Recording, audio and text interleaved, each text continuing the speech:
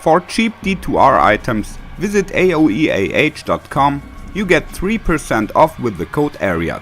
Check the link in the description. Hello and welcome everybody. Today there is, as promised, the guide to the new martial arts assassin. We first have a look at how we can work in the low budget area. A high-end guide will also follow. Let's start right away. We need enough strength and dexterity for the equipment. Remaining points go into vitality.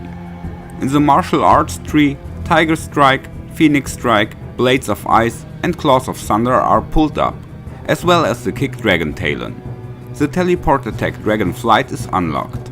For the shadow skills, you should take Weapon Block and also feel free to upgrade it a bit. And if necessary, you can also use Burst of Speed and Fate. Overall, the skill tree looks like this.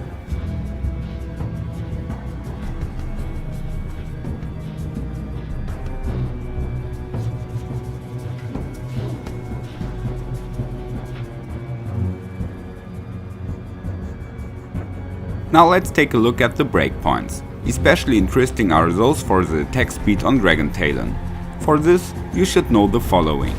Increased attack speed only counts from items and the primary weapon hand, which is the one above the gloves. But still, the base speed of both weapons matters. You can see the base speed of all claws in the list below. -30 is the fastest and 10 is the slowest class. I recommend to take a claw of the fastest class in the primary hand, if possible in both of course. But whether this is necessary depends on how much IAS you have on your equipment. With my recommended budget equipment, we will have enough IAS so that we can reach maximum speed even with a Suwaya in the second hand. But it is not so important to crack the last breakpoint. The biggest jump takes place between 5 and 5.95 attacks per second. That's because at this point the animation of the multiple kicks becomes shorter. At the other speed levels, only the animation of the last kick changes. Now for the equipment. Of course we need 2 times Mosaic, at least once in a fast weapon type. Runic Talons would be best, but in a pinch, Greater Talons will do as well. For the helmet I definitely recommend Rock Stopper, Resistances, Reduced Damage, Life and Hit Recovery. All very useful, because we go into direct melee combat. The assassin does mighty damage and leeches up fast again and again, but that doesn't help when a bad hit knocks her out. The amulet is a metal grid, nice amount of resistances and in addition also some nice attack rating bonus to make her hit well enough.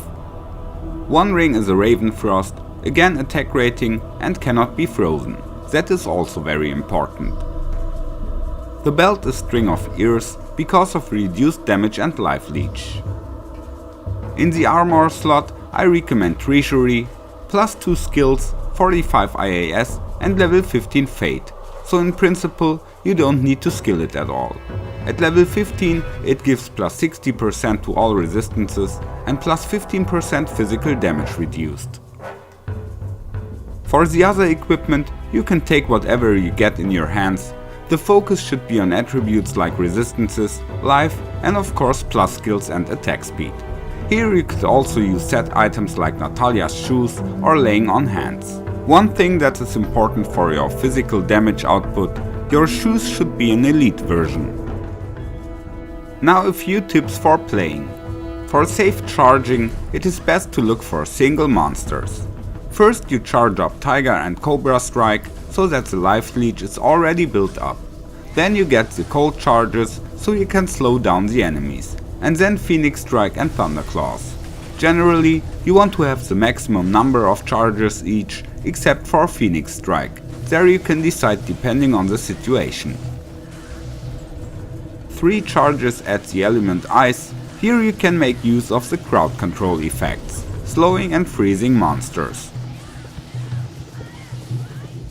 At 2 charges you get additional lightning damage that goes into the crowd, so this is best for large groups of monsters with little life.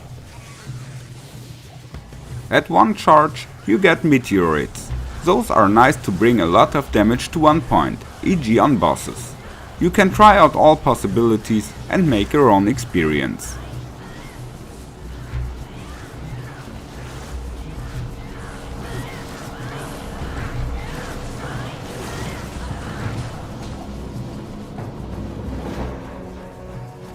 Generally, the assassin can farm everywhere, even on players 8, but dolls can become a danger, so you should better avoid them.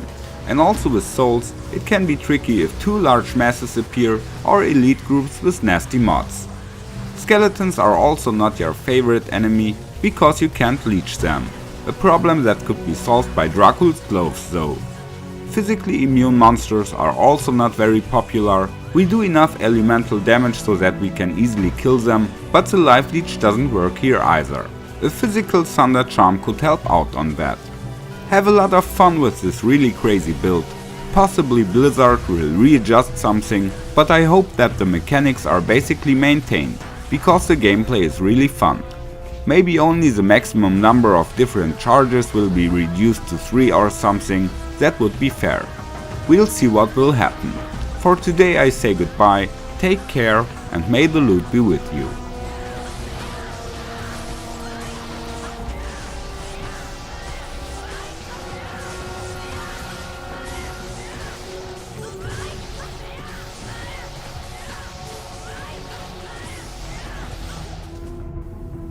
Come on. Follow me.